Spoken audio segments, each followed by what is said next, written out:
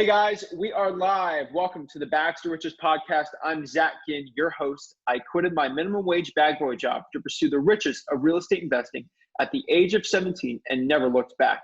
I'm here to educate and inform entrepreneurs, young and old, how to become complete real estate investors by talking to the best and most influential minds of real estate. I am joined by our guest today, Michael Zuber.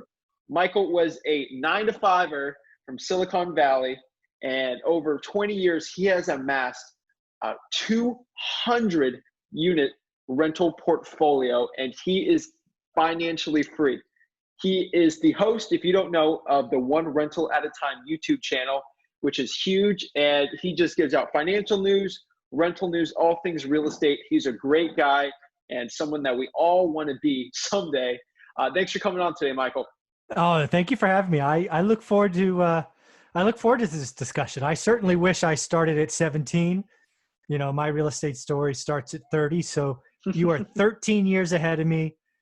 You are going to do amazing things in this cycle that is upcoming. And I'm positive you will make my small portfolio look really small in another decade. So good for you. All right. Yeah. So I want to get started today. I had a Bags to Riches story. What is your, I wouldn't say Bags to Riches, but what is your story starting out in real estate investing? Well, if you want to go back to the beginning, you know, it sort of starts on my 30th birthday, you know, sort of pre-30. I was deemed successful, at least by my family story. So what did that mean? That meant I was college educated. I'm the only person in my family with a college education and a master's degree. So I have a 4-year degree and an MBA from Santa Clara University, nice. which is my college of choice. So the only one in my family, right? Lots of people just completed high school. Many of them didn't even complete high school in my family. That's the environment that I grew up in. So at 30, I was the successful one. At 30, I was making 6 figures. You know, I had a nice car. I had some things, but I really had no savings. Savings was not a thing. Money was meant to be earned and spent in my family. And I did that. And I traveled for a living. I signed up for a very hard profession that had 90-day cycles where if you missed your numbers, you could be fired. It was always out there. And, you know, when you hit it, you did okay. When you missed, you got fired. So it wasn't a life that I could do forever. It's called a young man's game. And that's enterprise software sales. And I looked up my food chain and I realized I didn't want to be any of my executives. I had no interest in their lifestyle. They were on their 3rd marriages, addicted to alcohol and drugs, obese for the most part, and had miserable lives because, you know, my 90-day cycle was horrible enough, but they managed 5, 8, 10, 50 people, and it was just horrible. So it had to change. I knew something had to change, but I didn't have a lot of options, right? Money wasn't discussed in my family. I wasn't going to create a company. I wasn't an athlete or an artist. So money wasn't going to fall on my head. I had tried stocks. I had done okay for a couple of years, making 6 figures trading stocks. But that all came to a screeching halt with a couple of bad investments. And, you know, when I was 30, I was left with only 40 grand in savings and a desire to do something else because, you know, I was convinced at 30 and still in that investing in stocks is a casino and not meant for me. So I go to a bookstore, which is what they had back then. And I stumble across this purple book, which happens to be my favorite color, called Rich Dad, Poor Dad. And it changed my life. And it set me on a path to try to figure out what rental investing was because nobody in my family knew what that was. Nobody did it, right? In my family, if you owned a house, you were successful. Even if you didn't really own it, and even if the bank owned it, right? They just didn't think that way. So I started a journey. I spent some time reading everything I could find and tried to find a property. Ultimately did what all the books said, go 30 minutes from home, which was a disaster because I live in the Silicon Valley, which is always expensive and it's just stupidly expensive today. So I ended up finding a market 2.5 hours away called Fresno, California.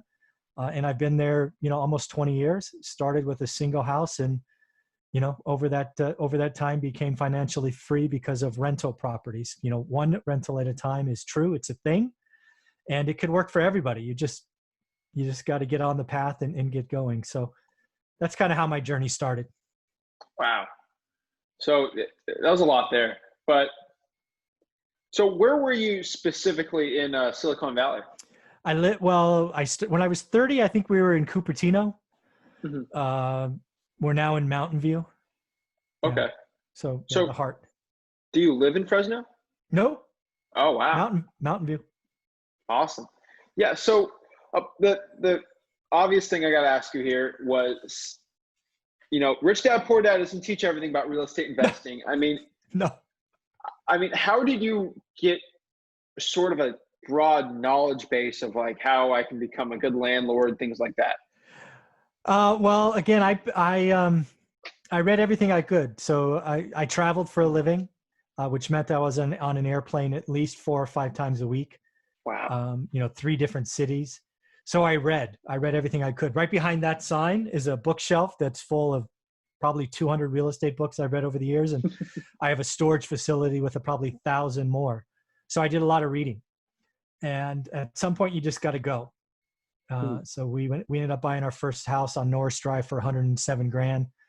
Didn't know better, didn't negotiate, put 20% down, didn't know any better.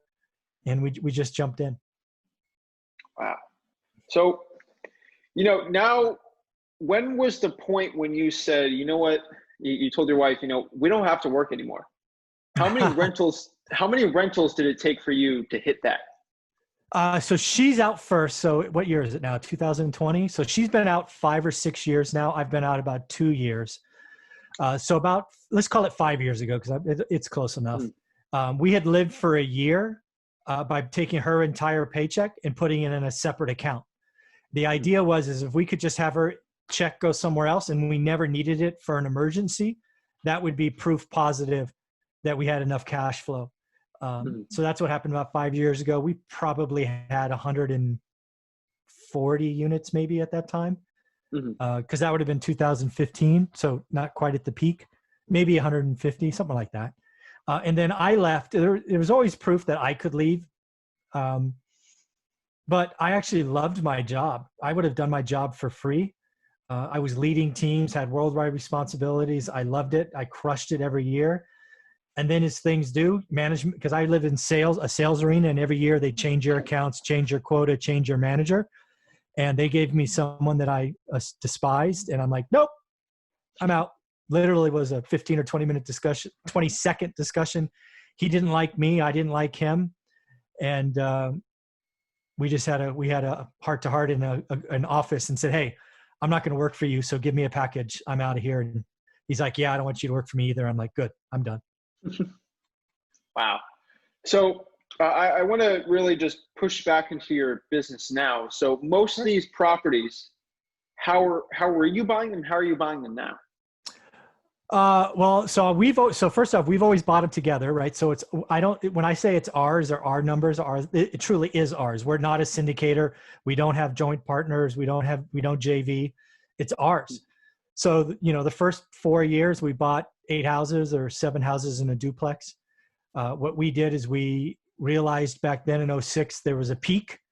It was that first peak we've seen. We've just had a second peak, different asset class, but we'll talk about that in a minute. So we did a 1031 exchange out of houses into apartments. So we went from 8 to 80 units in about 18 months, maybe 16 months. No new capital. The 1031 exchange is an amazing thing when you're selling an asset that's richly valued into an asset that's at a discount. Then, the market rolls over. We start buying everything we could, first with hard money and then private money. We have a mindset in 2010 that we are going to buy everything we can instead of saying we wish we bought more. We bought more property in 2010 than we bought any other year ever. From houses to apartments, we bought in 2010. Then the market comes back. And as I mentioned earlier, there was another peak. Grant Cardone has been responsible for the wave of appreciation in apartments with his bigger is better mindset. Everybody believes him. And people were paying ridiculous cap rates on C-class apartments. So we sold a bunch of apartments in 2019 and now have a bunch of cash ready to deploy into a falling market. So people that say you can't time the market, I guess, are true, because you can never pick the absolute top or the absolute bottom. But in real estate, it's a slow moving thing that if you track it every day, if you learn your market, like I talk about, you can get in and out. You can avoid the raindrops and not be hurt. We've done it 3 or 4 times now. So it's proof positive that if you're paying attention, you can do amazing things in real estate, because sometimes they're overpriced and sometimes they're underpriced. And you just have to take advantage of what the market gives you. And we've done that several times over the last 20 years. Yeah, I definitely agree with you here. I mean, I've only been in the real estate arena for like 3-4 years. So I don't have the experience you do when it comes to multiple cycles. But you look at charts, you look at data, you can obviously tell here, I'm not Nostradamus here, but you see unemployment, you see people are stopping paying it. You know for a fact, like things are going to go down more price-wise. Obviously, I don't know, maybe if the Fed keeps just drilling and trillions and trillions and trillions, I could be wrong, but that ups the debt. But what I really wanted to get at here, first of all, a lot of our listeners are wholesalers and other real estate investors. They're not really in the rental space. That's why I wanted you in here, because people people get the profits and they don't know what to do with $100,000 profit from a deal. And they're like, should I just buy a new car? Should buy rentals. But I want you to explain, you've probably said this 30 million times, but can you explain quickly what a 1031 exchange is to the audience? Yeah. So a 1031 exchange is basically how you can flip the middle finger to the IRS. So let's just give an example, right? So you bought a house for 100 and now you want to sell it for 200. If you're a wholesaler or a flipper, you sell it. Let's avoid transaction costs and all that other nonsense for now. It's just easy math. You're going to make $100,000 and you're going to be taxed at ordinary income. Yeah, I don't know, 20, 30, 40%, because you probably got in and out in under a year.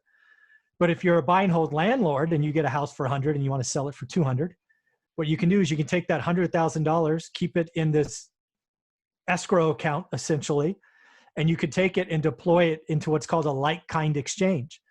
So what we did, we bought a house on Norris Drive for 107. We sold Norris Drive for 265. We then moved that money into a 5-unit building on Vassar that we still own today. So we got to flip our finger to the IRS. We kept $30,000 in what would have normally been taxable, right? It would have been tax money. And that equity is now sitting in Vassar, our 5-plex. And oh, by the way, Norris, which we sold at 265, fell all the way to 75 grand. So bulls make money, bears make money, but pigs get slaughtered. One of the things you have to realize if you're in a variable market like California, you got to get in and out. Don't hold forever. If I still held Norris Drive that I bought way back in 02 or 03, I'd still be working. I'd still be working. You had to sell it when it was overpriced. You had to buy it back when it's underpriced. And that's just the reality of life, right? To say that you're going to hold real estate forever is to be disingenuous. I will absolutely sell it or exchange it when it's overpriced, because Norris Drive is, even today, 15 years later, not back to 265. It's about 185 today. So if I held it, I just would have lost all that money. I would have lost appreciation, cash flow, tax savings. It would have been a train wreck, and I'd still be working, which would be a real shame. Wow. I love that Jim Cramer quote. I think about it all the time. My last wholesale deal I did, because we're doing a lot of creative stuff right now, was back in March. And sure. I made about $15,000 in the wholesale, like little tiny deal. And the cash buyer bought it for, I think, 200. And I said, just put on the market for 230 and then make like 25K. And he's like, I think I can make 250. We're going to put it on 250. I think that and so he had a 2-week period. He could have sold that property for 230, made 30K. He got real greedy, put it for 250 and had it on the market. And then now there's nothing going on in Florida. And now he dropped the price to 210 and it's going to sell for like 200 and he's going to lose his money. I think it's an interesting story of that quote. Just the guy's getting slaughtered. When you get too greedy sometimes on the house flipping, I see it all the time. Yes. I knew there's one investor I know in 2006, maybe it's 2005. He was legitimately like rock solid worth $10 million, 10 million, wow. Right? He could probably put his hands on $1 million in a couple of weeks if he had to. However, he got greedy. He kept flipping $1 million homes in the Bay Area. Then the market turned, it went against him. And once the first one was lost, he lost it all. He was bankrupt inside of 8 or 9 months. Mm-hmm. And he's still not back. He's still crushed. Wow. When markets turn, when you get greedy, when you bet on appreciation, when you get stupid, bad things happen. When you bet on appreciation, or the greater fool theory, in an expensive market like the Bay Area, SoCal, New York, some things in Florida, man, the market is not forgiving. It will eat your lunch. Oh, yeah. So what I wanted to ask you too with this rental portfolio, are you owning it in a corporation? LLCs. Okay. And have you ever thought of doing something in like a land trust to protect your from? No. No. I have insurance and multiple LLCs, and they're all divided. And bad stuff can happen, but I've done what I can. Mm-hmm. And to back up my last question, I want to explain this too. So how were you buying these properties? Like, were you on the MLS for them, or are you buying from wholesalers? Sorry. No. So that's a great question. Not many people ask that. Again, you got to remember, when I started, I built my entire portfolio that I retired on out of the MLS. Mm-hmm. Think Realtor.com, Redfin. All I did is I looked at my market every day for 15 years, every day. And there's only 2 deals that I bought not in the MLS. One was on auction.com in 2009, and one was directly from a bank where the president came and saw me because I was fixing the building next door. Other than those 2 exceptions, I retired by buying great deals out of the MLS. I've now bought the last 2 years, but again, I've been retired from, I've done 30 or so, 35 transactions with wholesalers. So I buy from wholesalers now, but that wasn't a thing when I was doing this. It was all out of Realtor.com, Zillow, Redfin, local MLS. Wow. And have you ever considered just doing what a real estate investor would do, go on the appointment, try to negotiate the deal, and then just buy it? Nope. No interest. I'm not in Fresno. I'm not local. Yeah. Okay. Right. It's a 5-hour day for me to go see a house, go see an investment. So to go see an appointment with a seller who may flake on me, who may do whatever. No, I've paid wholesalers up to $50,000. Wow. For a wholesale fee. If you get me a good enough deal, I'll buy from you. I'm a proven buyer. I have my own cash. That's another thing that changed here recently, is the lending market changed. But the good news is I've lived through this before, right? In 2008 or 2009, I had an 800 credit score. I had 6-figure income, 7-figure net worth, and 20% down. And banks told me to fuck off. They didn't want to lend to me. So I've lived this before. People right now are freaked out. Oh my God, all that, 90% of purchase, 100% of repair. I can't do my flips anymore. My business is exposed. Private lenders are scared, blah, blah, blah. I'm like, no shit. I've been here before. It was bound to happen. Lending will never be that easy. Right? It gets easy and then it falls off a cliff. It gets easy and then it falls off a cliff. I'm like, wake up, people. There will be 50% less wholesalers and 50% less flippers in 6 months. That much I am sure. That is 100% true. Our company, I work with my dad, Rick, too. We used to be the #1 home buying company. Well, on the Treasure Coast, we still are. We do the most flips on here, but there's another county, and we were like the #2 guy. And there's one dude, he just bought everything with private money, and he, from last month, he had 30 properties on the market, and he got screwed because the private money is like, you got to sell this now. We want our money. He's gone. So now we're back at #1, baby. But it'll happen. There's a lot of people that were dependent on private and hard money who like to pretend they were real cash buyers. They're not real cash buyers. When I put an offer in, I can write a check, right? I can wire money, right? It's real cash. And I'm gonna be a cheap son of a gun. Right now, lots of wholesalers are calling me because I'm probably one of 10 active buyers still in my market of Fresno, where in January there was 200, right? Because everybody had that stupid easy money access. Now there's 10 of us, but they're calling me with yesterday's prices. I'm like, you guys aren't fucking paying attention. I'm not here for yesterday. I want tomorrow's price. So we're in this little weird window here the next 6 or 8 weeks where everybody has to learn cash is scarce. and I'm a cheap son of a gun. So just for example, the last deal I did was $98,000 for a house that I could sell for 160. I probably need to put 20 in just for easy math. Today, I wouldn't buy that house for 75, right? That's, Yeah. I'm dealing with tomorrow's price, not yesterday. So I've told many wholesalers probably 40 times in the last 3 weeks, dude, you guys aren't getting it. This is yesterday's price. Yeah, I know it's $5,000 less. That ain't enough. Go back. You're either that or find some other schmuck who wants to blow their cash. Because the big thing, I've invested through a down cycle before. Don't be early. No heroes. Being that firefighter that runs into a house that you know is going to collapse is not a good idea. I will gladly wait. I will miss out on some deals, but I will have more cash near the bottom than anybody else. That's what I'm doing. Wow. Yeah, I'm just when I did a lot of wholesaling, you were the last guy I would call. I would always, my favorite guy to call was the guy that just went to a Fan Merrill event. He's all pumped up. He's got private money. He always pays me the most. And there's a couple Michael Zuber type guys in my area, but they're just like you. They call me. They're like, if you got a smoking deal, give it to me. Don't give me any of this crap. I'm like, okay. Yeah.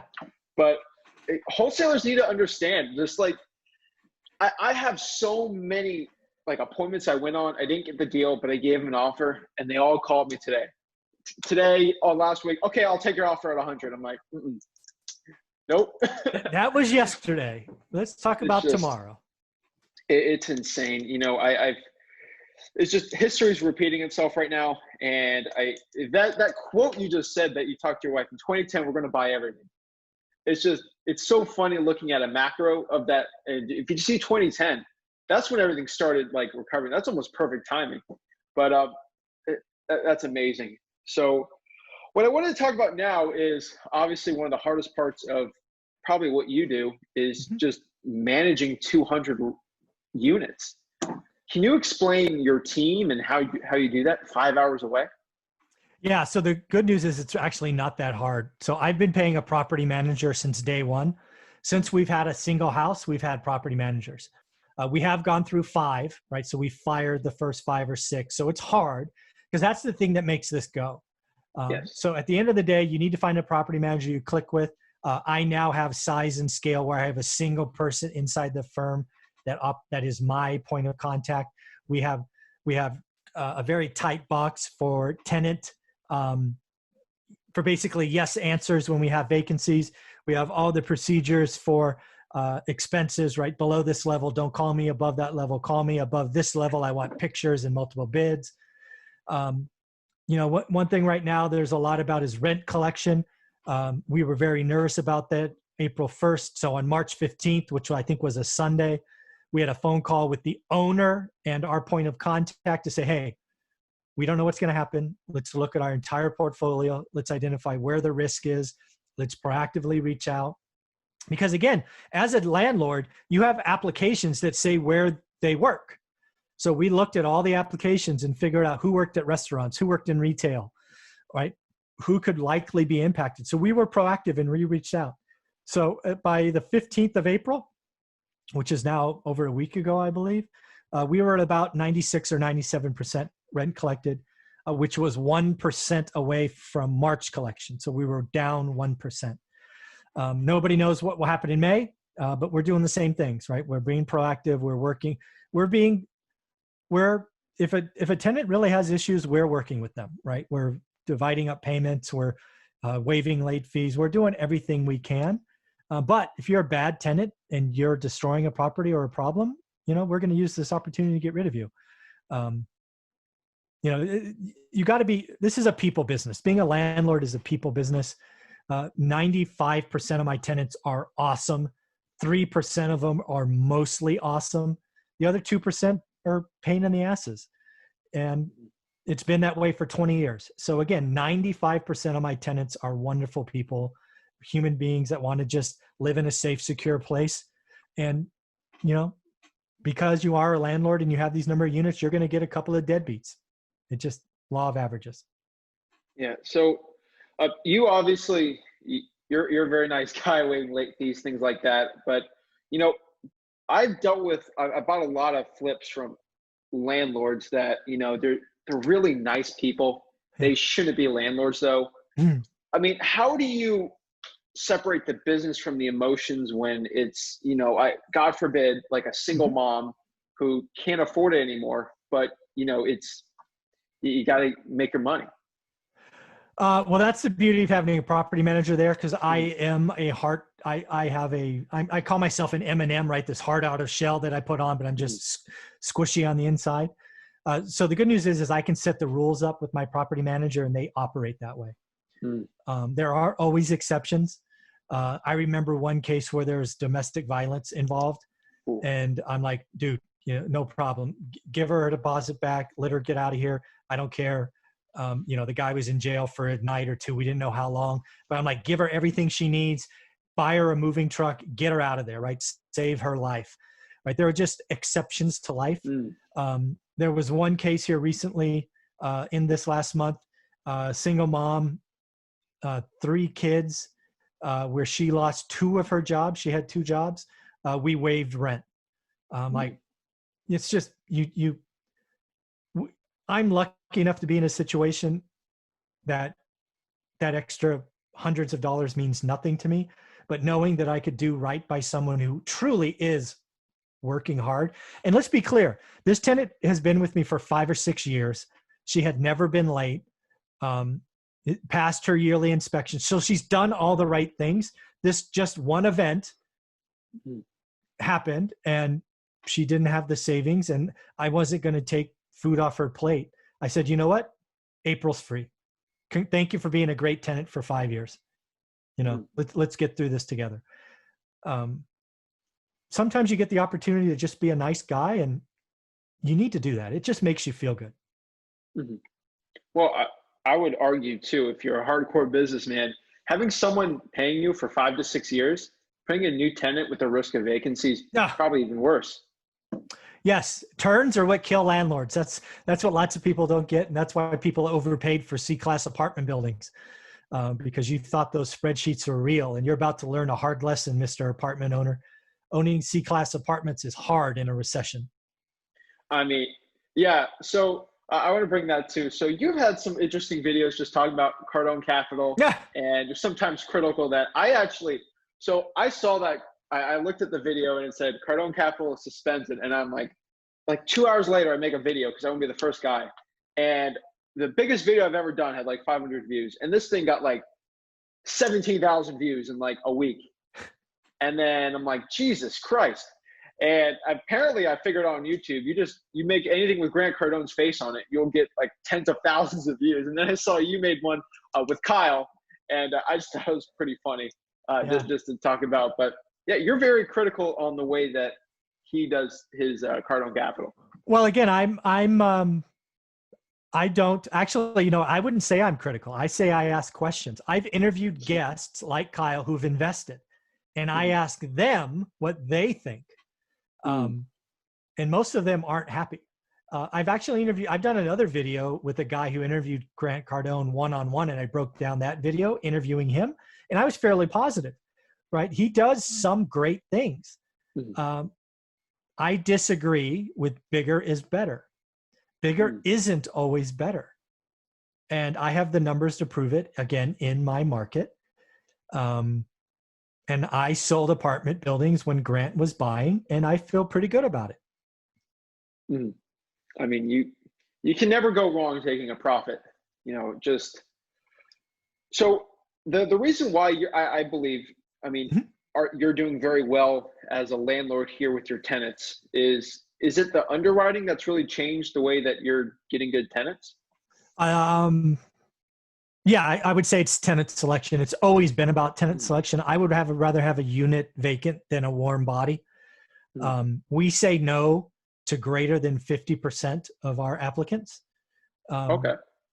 Yeah, which is not normal. But again, we've developed a very tight box. Again, you got to remember, I invest in affordable housing, right? So Mm, my people aren't making 6 figures a year. I would guess, I haven't done this math, but I would guess most of my tenants make less than 50 grand a year. this And I would California. it's in California. It's the Central Valley, which is cheaper than the Bay Area, but still it's California.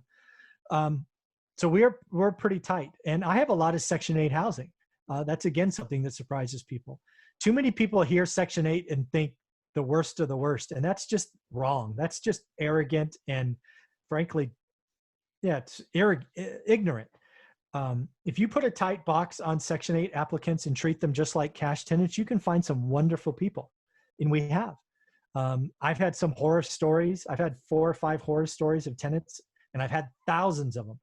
But of the 5, 3 were cash paying and 2 were Section 8, right? So cash paying tenants could be horrible, just as bad as Section 8. Mm-hmm. And would you mind sharing us how your tenant selection works to get to top quality? Yeah, so you got to have qualifications, right? Usually there's income coverage, right? So 3 to 1, right? So if rent's 500, they got to make 1,500. You have to look for a minimum credit score. That's a big thing. I think our minimum credit score is 680. It might be 660. I forget, 660 or 680. Obviously, no evictions ever. Landlord reference. We will not move somebody in if we haven't gotten a landlord reference. Sometimes people go, oh, I've called the landlord 3 times and they never called us back. I just tell the tenant, sorry, I can't move you in. I put it on the tenant to talk to the landlord to talk to us. If your landlord's not willing to talk to us, there's probably a problem there. We talk to the employer. We look to see if the tenants are lying to us, and if the tenants lie anywhere, they're just an automatic no. Because if they're going to lie to you in an application, they're going to lie to you elsewhere. So we're ultra critical on the application. We're looking for the holes. And again, we've had thousands of tenants over the last, nearly 20 years. Wow. So another question I really have for you here is just being this ultra, great landlord here, but I mean, I don't know how to explain this because a lot of landlords get really wishy-washy with this. But I like to just for general, for people looking from the outside, because sure, you have 1031 exchanges, you have tax advantages here. But I mean, when you buy something from the MLS or wholesaler, what is the cap rate you're looking for the average one? Yeah. So what I look for, I call it a yield, because cap rate typically is a commercial thing that people throw around with multifamily. I buy whatever the best return is. So you could think of it as cash on cash. So you got to, that rises and falls with the market. This is why I keep telling people, learn your market, watch it every day. For example, in 2010, I wouldn't touch anything unless it was 15% cash on cash. Back in 2018, 19, I would buy something at a 7. Right? So it changes as the market changes. As we go into 2021, oh man, I don't know where it would be, but I'd be shocked if it's not 10 or 11%. Right? So it changes where the market is. I don't want every deal. Like if I kept it at 7%, I could buy everything out of the MLS in a couple of years. That's not what I want. I want the best of the best. I watch my market every day.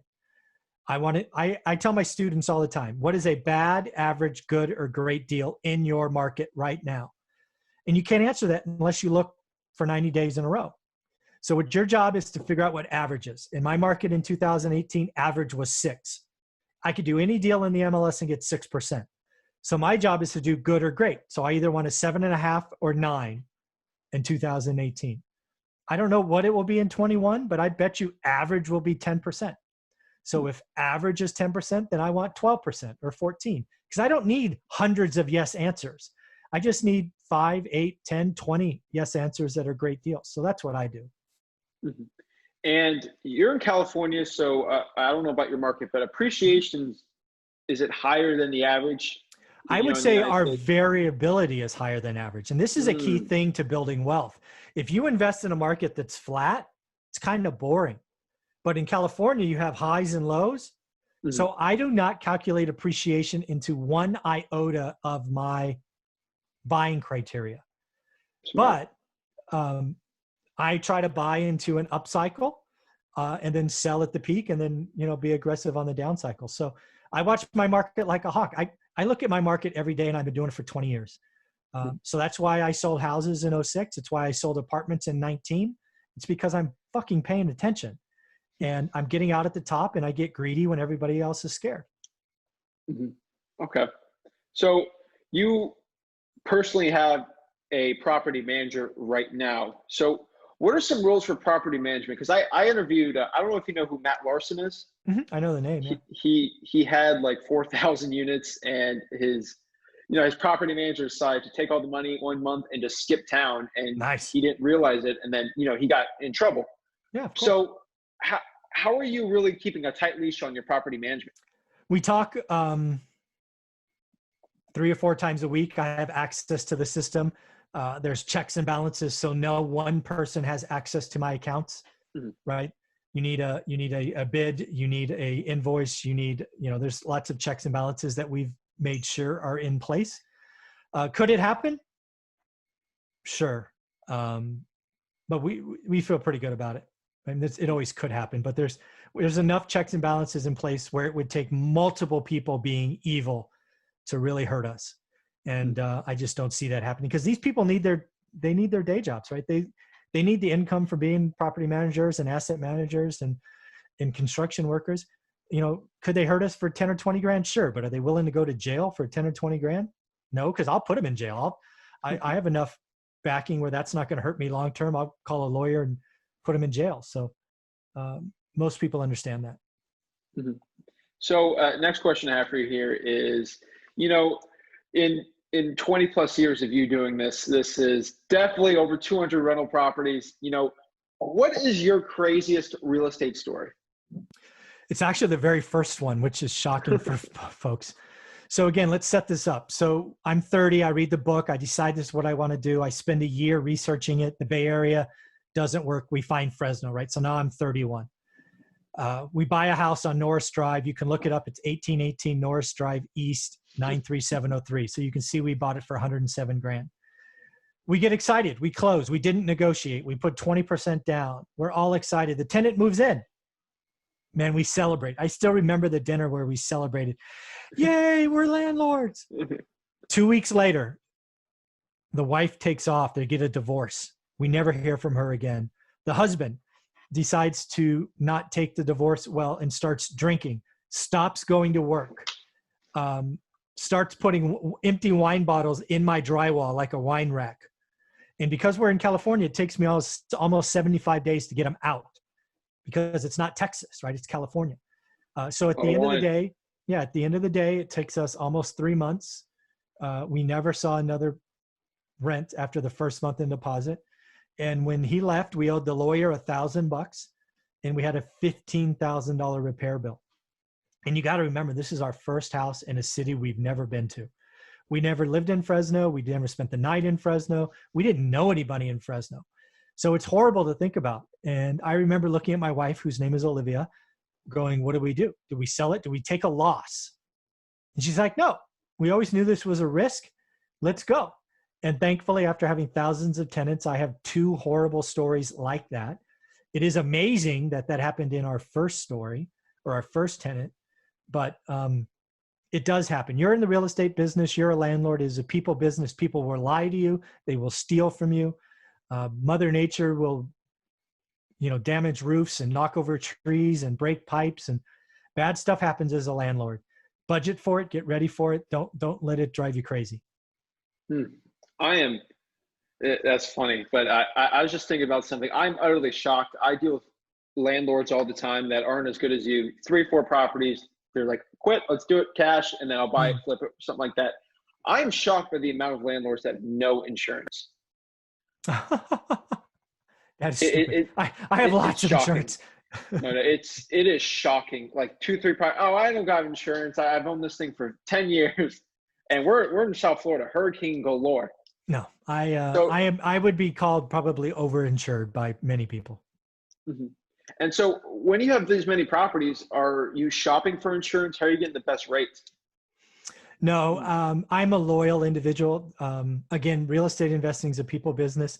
I found a local agent who is willing to double check my property managers and my repair teams, take pictures for me. So I'm convinced I don't get the best rates, but I get fair rates, but I do get the best service. It's not about the best rates, folks. There are plenty of property managers that will charge me less to have my units. I don't care. I want the best service and I will pay for that. Now, of course, I have a discount because of my size and all of that, but I'm sure I could go somewhere else to get cheaper.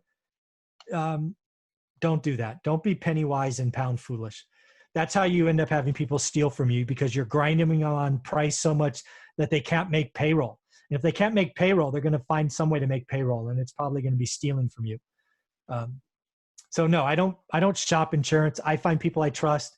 Now, if you screw me like the first 5 or 6 property managers in the first decade, I'll just fire you and won't think about it twice, right? I give everybody a chance, but I never give anybody a third chance, right? So you get a second chance, but not a third. That's just kind of how I operate. Mm-hmm. So you're in California. I hear a lot of excuses from people not wanting to be landlords because they're like, it's Florida, it's stressful. I don't know about the legislation. So politics aside here, you know, you're in California. It's a little crazy to be a landlord. Mm-hmm. And, you know, if someone was to be like failing landlording with legislation, it would be California, and you're thriving. So how are you? I don't understand California too much. So, you know, just pardon me if I don't know what I'm talking about here, but is there rent controls in California? Yeah. So historically speaking, for most of my career, Fresno, the city, the county that I'm in, was not rent control. California cities like San Francisco and Oakland were rent control. So that's what most people think. I have not invested in those cities and would not invest in those cities. That said, rent control by our lovely governor was just passed probably 6 months ago, even though we voted against it as a state. He just said, hey, I don't care what all you people voting said. I know better than you, which was really a poor decision, but he did it. So we have rent control now. But again, if you're a good operator, rent control is not a problem. It's not horrible. I think it's 5% plus inflation. You know, there are some other rules, but again, when you look back at the law that he wrote and passed, it's not horrible. Unless you are a mom and pop operator who never raised rents and you have an apartment, you're screwed, because the value of your property is the NOI, the net operating income. And if your rents are $200, $300, $400 under market, good old Gavin Newsom has just lowered the value of your place because you can't raise rents. But that's not where we play. We don't play in that market. Wow. So yeah, so it's 5% plus inflation, which I don't think it's too 8%. Bad. Yeah, I mean, at the time when it was passed, they were saying it's 7.5 or 8. I think we're going to have deflation now, given the event we're in. But it's 5%. I have all my stuff at market. I have never raised rents more than 5% year to year, because I'm already at market. It's, you know, $1,000, you're raising it 20. That's 2%, right? So it's just 5% is fair. 5% is not a horrible. I mean, if it was 1% or 0, then that'd be a problem. But 5% is reasonable. Mm-hmm. So I know a little bit about landlording, so I'm asking you questions more specific to the questions that I would have if I was talking to you, which I am. Sure. So for the audience, I mean, what are some things that I'm not asking you that everyone should know to be a great landlord? Well, most people think landlording is about systems and processes and most people think landlording is about getting rid of the bad tenants, right? They always ask, tell me about evictions. Tell me about your horrible tenants. Tell me about that one story. You know, that's what everybody talks about. That is the wrong answer. That's the stuff that spreads at water coolers and all of this. Landlording is typically about 95% of my tenants are great. A good landlord should only ask one question, and that is, how can I reduce turns? And you could do that by treating your great tenants awesome. So for example, if somebody's paid you rent, don't raise rents this year. Just don't.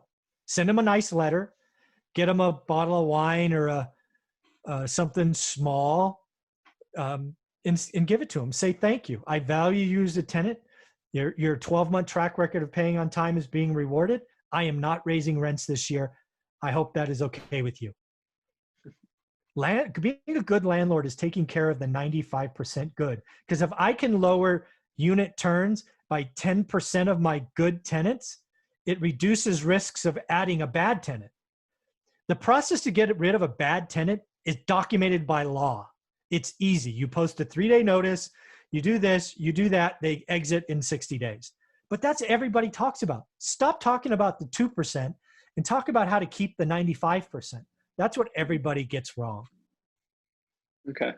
Yeah, I totally agree. That's really interesting. So I want to ask you here, since you have property managers, you're, what do you say, semi-retired? You're Sure. still, Yeah. okay. Sure. So if you weren't looking at any more properties, you and your wife were going to sit at 200 rentals. I mean, how many hours a week do you think you would work? If Well, I can tell you exactly what I work now. We probably spend 3 hours a week on our rental portfolio. That probably breaks down to, actually, it's probably less than 3 hours. It's probably only 3 hours the last couple of weeks because of all the fear of not paying rent. I would say most weeks it's like 1 hour, because we get 2 reports a week. We have at least 1 phone call. So let's say 2 phone calls a week. Each phone call is about 10 to 15 minutes. But yeah, that's it. Again, we have most of the system is in place. We only have to look at bids above $500 with multiple bids. We look at before and after pictures. We audit reports at the end of the month. We look at delinquencies on the 15th. Yeah, we could do this from anywhere. I'd say let's call it 3 hours a week. Yeah, 3 hours a week. That's pretty good. I mean, I wouldn't consider that passive income, but it's very good compared to other ways, being a landlord. I mean, there's landlords working way more than that, just trying to do it all themselves. But what I wanted to talk about now here is one rental at a time. Can you explain why you decided to create this and this, I would call it a movement? I wanted it to be a movement, actually. There's a couple of reasons. So first off, when I retired a couple of years ago, it goes really back to that rich dad, poor dad comment that you made earlier. It doesn't really tell you how, right? It shakes you to your core. It gives you this new mindset, but it doesn't tell you how. So I wrote One Rental at a Time on purpose to be a complement to Rich Dad, Poor Dad. It is, hey, Rich Dad, Poor Dad sparked this inside us. And here's my 15-year journey, the good, the bad, what worked, what didn't, and our path. Our path is not well-worn, but it is tried and true. And again, you've got to remember, we invested through the highest of highs and the lowest of lows. So it is a true representation of how somebody can take Rich Dad, Poor Dad, operate in a very highly volatile housing market, and come out the other side financially free. So I wrote One Rental at a Time for everybody who's ever read Rich Dad, Poor Dad, because it tells you how someone did it. That's the reason why. Is that why the colors are basically the same? Well, purple is my favorite color. No, purple is my favorite color. It's my book, so I get to pick the colors. Okay. And what was your motivation for starting your YouTube channel and interviewing other real estate investors? I was bored off my ass because I was a type A individual who's used to running 60, 80 hours a week. I was highly competitive. And I came down. So here's the deal, right? You leave that day job to the side. The first 2 days, your face hurts because you smile. Right? You call everybody in your phone, I retired. And then by day 3 or day 4, you realize that nobody's home and you can't do anything because everybody else is at work. And you're like, God damn it, it's freaking boring. And you can only play so much golf. You can only go so many movies at 1 o'clock. And life's just different, right? You're going from 1,000 miles an hour to 10 miles an hour. And it's abrupt. And I didn't expect it. So I got to a point, I never interviewed for another job, but so many people were calling me to be an executive for this or an executive for that. I was about a weekend away from getting a job because I was miserable. And I realized that would be a shame. One Rental at a Time was a draft by now because that was the first thing I did when I retired. So it was a draft form. It was being edited by an editor. And I realized, you know what? I want to try something else. I want to start a YouTube channel and try to help people because I needed something to chase. So these are the 2 things that I chased. I want to create something that outlives me by 100 years. Think about that. Something that outlives you by 100 years. So for me, that's going to be my book. It was written in a way over nearly a 20-year period that should be helpful forever. And then my YouTube channel is something that, again, assuming the internet is there, should outlive me by 100 years. And then the second thing is I want to help 1,000 people. I want to help 1,000 people start one rental at a time. I want to help 1,000 people get 4 rental properties. So those are 2 things that drive me. And the YouTube channel has grown quite nicely, over 6,000 subscribers now. So thank you, each and every one of them. But I put out original content 7 days a week, 365 days a year, multiple videos. Like today, I'll have 4 videos out today. 3 of them will be live streams of just me talking about something. And then the 4th one will be a PowerPoint, because on Sundays I talk about my goals. I share everything that's going on. I share what I'm buying. I share what I'm selling. You know, when you're at a point where you don't need to live fancy and your bills are paid, you could just tell it how it is. So that's what I do. I think another reason people really appreciate you is you can tell the market very well. Like when you see the California, I hear you speak 2010, you understand now things pretty well. You know, I love Robert Kiyosaki. He's a great guy, but he has predicted a market crash every year for like 30 years straight. Yeah, his job is to sell books and courses. That's not my goal. And silver. And silver, yes, of course. God, yeah.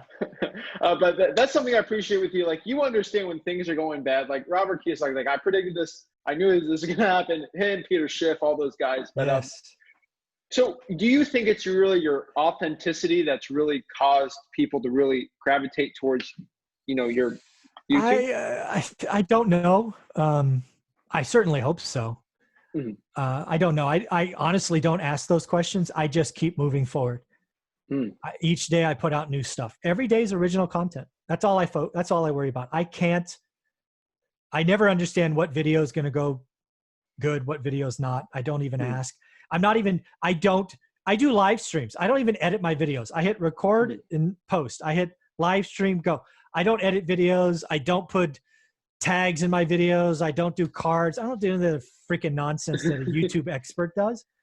And maybe my channel would grow more if I did that, but my time's more valuable. I wake up early. I wake up by 6, no alarm. My wife's out of bed by 9. I do all my stuff most of the time between 6 and 9. I got to do something. So that's what I do. And that's fun for me. I have fun every day. I promise you, the day it's not fun, I will stop, because I don't need to do this. I don't need to do it. Trust me, with the landlords I've dealt with and people talking like you, landlording, you know, if you're not right, it could be a nightmare. But if you do it right, like you're doing it and you're teaching, it can be, you know, perfect. It's amazing. So I think it's really important, like guys like you are out there just teaching and helping people out with this. I mean, is there any, I don't know if you have students per se, like viewers that are learning from you, or call them your students from your books. I mean, is there any interesting case studies from them that you've helped them? Yeah. So the one thing I did, because again, so many people have come to me and asked for help, is I finally created a course called How to Start One Rental at a Time. It's on Teachable. It's, I don't know, 20, 30, 40 hours of material. It's exactly what I do every day. I documented everything I do, how I learned the market I've never lived in, how I compare deals, what is a bad, good, average, great. It's there. I've kept the price point ridiculously low. It's only $199. I keep giving more stuff away. I created a private Facebook group just for my students to ask questions. Now, because I'm staying home because of these stay-at-home orders, I do a 9 a.m. Saturday morning Pacific live stream just for students. Again, I haven't raised prices. I'm giving away my time. I want to help 1,000 people. And because of that, I actually have 4 students who I've interviewed. And on my YouTube channel, you can go to a playlist. I think it's called Student Interviews, or maybe it's Interviews with Students. I don't know what it's called. But all of them have said, all I teach you is focus, execution, and consistency. There's no secrets in real estate. There's nothing new that I'm doing, except I still look at my market every day. I can tell you what a bad, average, good, and great deal is on my market any day of the week. I know it's underpriced. I know it's overpriced. And again, I'm willing to sell when something's overpriced, and I'm willing to buy when it's underpriced. And people like that. And I'm helping people all around the country understand for $200 how they can be Mike Zuber. So How to Start One Rental at a Time is my course that people just love. How would someone want to buy that if they wanted to? So if they go to my YouTube channel, it's in every video. You can go to my website, which is shockingly called onerentalatatime.com. It's on the front page. It's right there. Wow. So, I really appreciate you coming on today. I want to ask you one last question. I ask this every single guest since I started out. So if you were 17 years old, again, living in California with no money, what would you do and what would your game plan specifically be to become the next Mike Zuber? So I would do two things. First and foremost, I would focus on maximizing my income during the day. So for me, that meant go get a commission-based sales job. Because what my job is I'm not one of those people that say, go quit your job and door knock or any of that other nonsense. I am go get a highly leveraged commission sales plan, bust your ass for 60 or 80 days and make a shit ton of money. And then live below your means, sacrifice. If you ever read my book, the only reason we were able to retire is I went from spending 100% of my income to 50. And I took the other 50% and bought rental properties.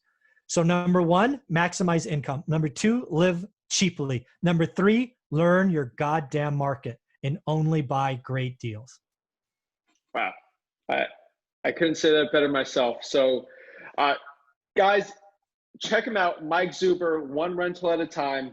Check out his course for $198. If it will help you just get rid of one bad tenant, that thing is just completely worth it in itself. So I really appreciate you coming on today, and I can't wait to have you on in the future and see where your journey is. Anytime, just reach out. All right, perfect. Thanks, Mike. I see you guys next week.